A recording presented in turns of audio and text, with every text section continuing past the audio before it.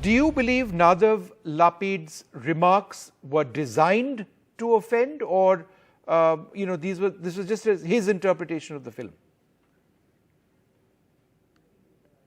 The remarks made by him were, according to me, vulgar, and either vulgar or that of a sick mind or of a planned strategy by the Toolkit gang.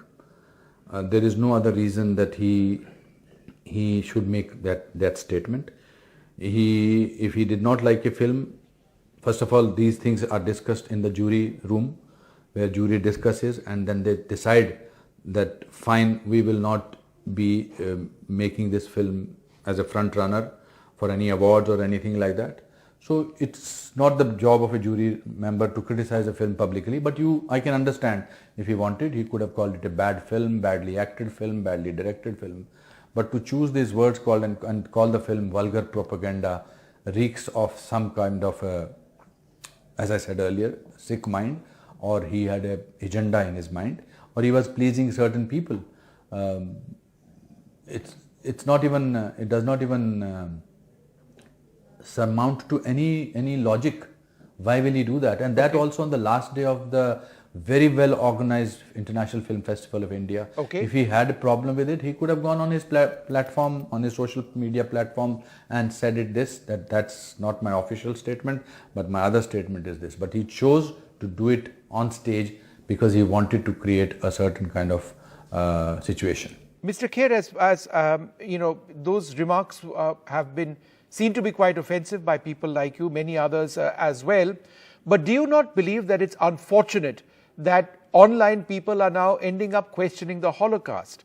As offensive as those remarks may have been by the Israeli director, is it right that people should now be making those comparisons, that Schindler's List is not true, that the Holocaust never took place? Isn't that dangerous? Well, I don't think that's true, because any people who are suffering because of a situation like Holocaust or genocide, there is no place for criticism for such things. It's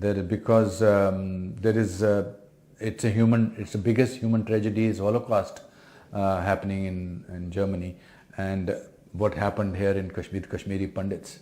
So maybe we are choosing to sort of look at those responses and not the responses which are in favor and saying that Holocaust and genocide was the worst thing that happened in the history of mankind. Mr. Kher, do you think the views of Lapid were his own or also the views of the rest of the jury? I ask because in his statements he seemed to suggest that others also felt the same way. No, the jury has denied it. Jury has denied it that we said something like that. But he wanted to authenticate his statement and included the jury members also. This afternoon, the Consul General of Israel in Mumbai came to my office. He called me up in the morning and he said, I want to come and apologize. I said, there is no need for that. But he still came and he said, this is a one individual sentiment and whole of Israel does not think like that. And I know that because just before I started this interview, I got a message from somebody from Israel just 1 second before this, and he said something like that. His name is Moses from Israel, it says, and he says, Anupam ji, we are with you. Please do not take Nadav Lapid's words seriously. He is not a known director in Israel. I have never heard of him. I wrote in Hebrew to the Israeli ambassador in India last night, and the ambassador severely reprimanded all the words that Nadav said on stage. Israel is with you.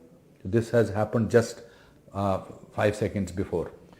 Mr. Kher, how do you draw a balance between the freedom to speech and opinion, which we value deeply in our country, and on the other hand, remarks made in that capacity which end up offending? It's a tough issue to balance, because the freedom of opinion and speech is something we value very deeply. Freedom of speech is a wonderful thing to have, and we practice it the most in our country. But your freedom of speech should not take away the tragedy of 500,000 Kashmiri Hindus who suffered, and their genocide was kept under wraps for 32 years. And then finally a movie like Kashmir Files came, and people at least got to know the tragedy that they went through, the hurt, the sadness that they went through. And then you come up on stage and you use that platform to talk of that it not happened. It's not your freedom of speech. It's sick mind, you are sick, and that's all I can say. Mr. Kher, another question. Are you satisfied, and you partly answered this, with the response of the Israeli government? It's not the question of being satisfied. Sometimes when somebody is unwell in the family, or somebody has passed away, people come to show strength. They put their hands around you to comfort you. We are not at that time looking at people, neighbors or something, that am I satisfied with his answer. The fact that they have responded, and the ambassador of Israel has put a very, very strongly worded message on his social media. It's fantastic. And such incidents, in fact, put people together rather than make a divide in their lives. All right, Mr. Kher, thank you very much for speaking to us and explaining your perspective on those remarks made by the IFFI jury head.